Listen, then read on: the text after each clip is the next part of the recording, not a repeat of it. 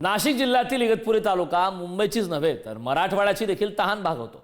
पण त्याच इगतपुरी तालुक्यातील आदिवासी नागरिकांना पिण्याच्या पाण्यासाठी आता संघर्ष करावा लागतो। इगतपुरी तालुक्यातील बांबळेवाडी येथील नागरिकांना पिण्याच्या पाण्यासाठी दाही दिशा भटकंती करत डोक्यावरून पाणी आणावं लागतंय।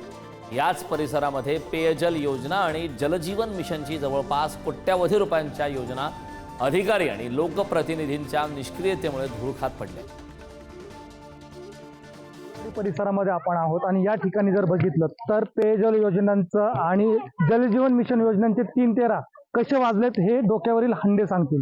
जवळपास कोट रुपयाच्या ज्या काही जलजीवन मिशनच्या योजना आहेत त्या अक्षरशः फेल झालेल्या आहेत। यात महिला सकाळपासून ते संध्याकाळपर्यंत पिण्यासाठीचं पाणी असेल, वापरण्यासाठीचं जे पाणी असेल, या पद्धतीने डोक्यावरती हंडे घेऊन यांचा जो काही या परिसरातून जवळपास 1 किलोमीटर पर्यंत पासून यांना पाण्याची जी काही तहान भागवायची असते त्यासाठी दिवसभर काय सांगाल, नेमकं काय परिस्थिती आहे? आम्हाला पाणीच नाही, आम्ही करणार काय?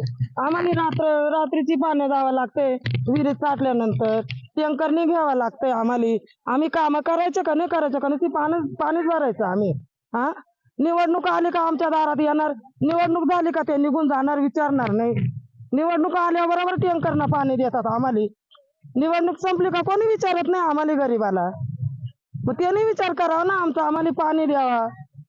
ही पाण्याची परिस्थिती कधीपासून आहे तुमच्या? 2-3 महिन्यापासून आम्हाला पाणीच येत नाही। आलं तर कधी 15 दिवसांनी येते तर ते 5-10 मिनिटं पाणी सोडतात, पाणीच येत नाही आम्हाला। पुढारी न्यूज साठी विकास काजळे, बांबळेवाडी, नाशिक।